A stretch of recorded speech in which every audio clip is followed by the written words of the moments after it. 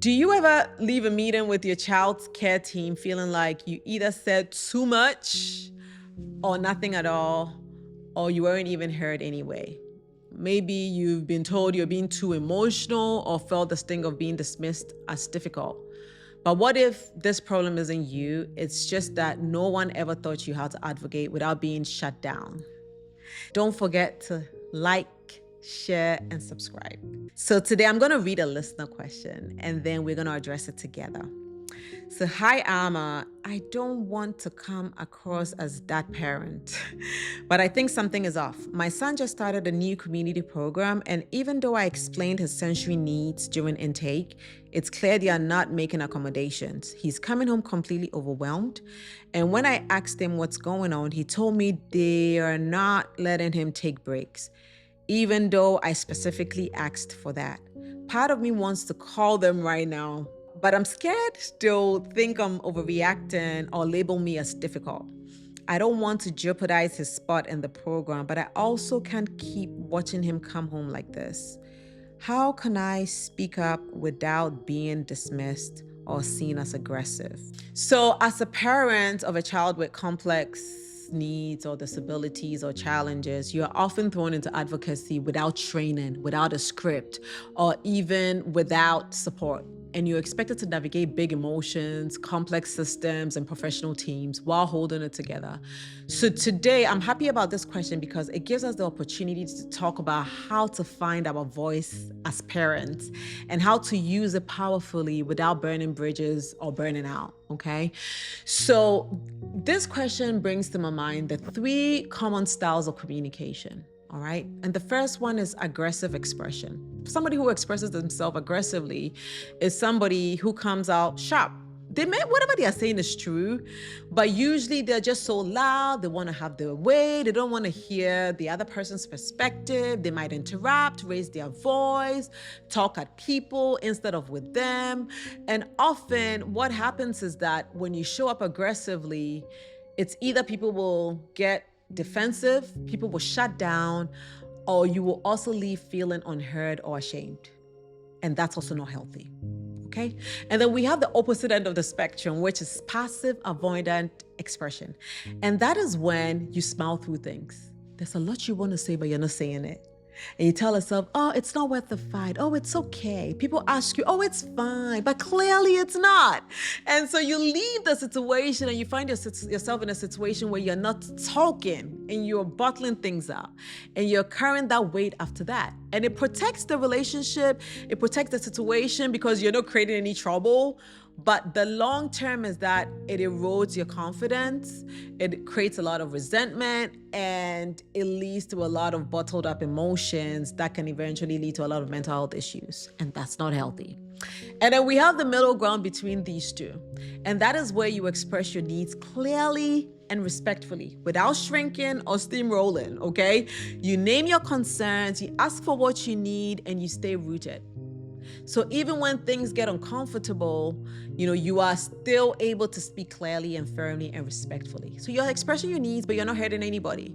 And you're willing to negotiate and come up with a good compromise that fits both parties.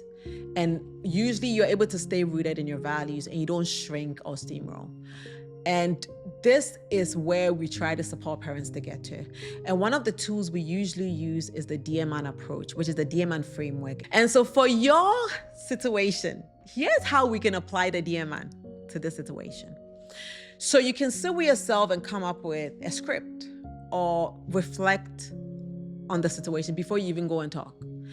And the D in DEARMAN stands for describing the situation.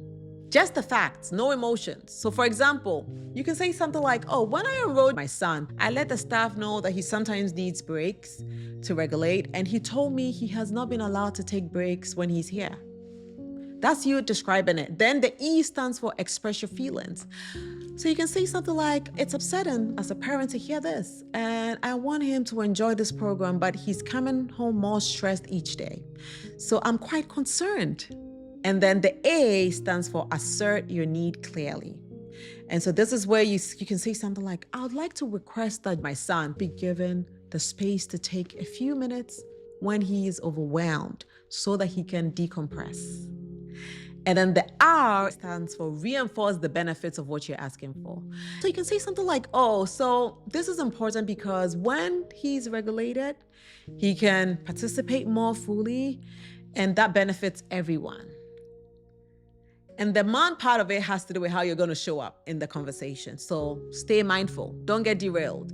So maybe after you've shared it, let them speak. So they might bring some pushback. But this is where you want to stay grounded and say some things like, hey, I understand it's not always easy, but this is also important. And we want to support my son to succeed in this program. So you want to stay grounded. And then you want to appear confident. That is the A in the man, where keep your tone calm, keep your posture open, and you don't need to apologize for advocating. So don't keep saying sorry because you're just advocating. You're not insulting anybody. Just stay calm and confident. And the N stands for negotiate. If you realize that they're not ready to give you a need, negotiate. Okay, so if a quiet room is not possible, you can just let them, I agree, we can't have a quiet room, but can you at least even get an opportunity to step out for a moment? So find a good middle ground. And this DEARMAN approach is very helpful because you might not always get your way, but at least it gives you the opportunity to own your voice and speak up and express yourself firmly in your role as your child's advocate. And you don't have to choose between being liked and being heard. Don't even put those two together. You can be assertive and respectful. You can advocate for your child without being aggressive or being too passive. And you don't have to yell to be heard, and you don't have to shrink to keep the peace. You can be clear, kind, and rooted in your child's needs and still honor yourself. And you're not difficult for wanting to advocate. You're just devoted, and you're just a parent who's trying to get your child's needs met, okay? So if this resonated with you and you want to learn more about how you can communicate assertively and show up confidently for your child, then please, I invite you into the Parent Forge, because at the Parent Forge, we believe that every parent deserves to be heard, and every child deserves to have a parent who is confidently advocating for themselves. So if you've ever felt like you've held your tongue, doubted your voice, or left a meeting feeling defeated, then I want to invite you to join the Parent Forge community. And here we're going to give you tools to advocate with confidence and clarity without guilt or burnout. You don't have to walk this journey alone. So come to a listening circle. You can start from there. Explore our free resources at theparentforge.com. And don't forget to like, share, and subscribe, because we are always posting videos here for you to also consume. And if you do have a question, please don't forget to send it to us at contact@theparentforge.com. And we will work on answering that question for you. Take care and have a lovely day. Bye.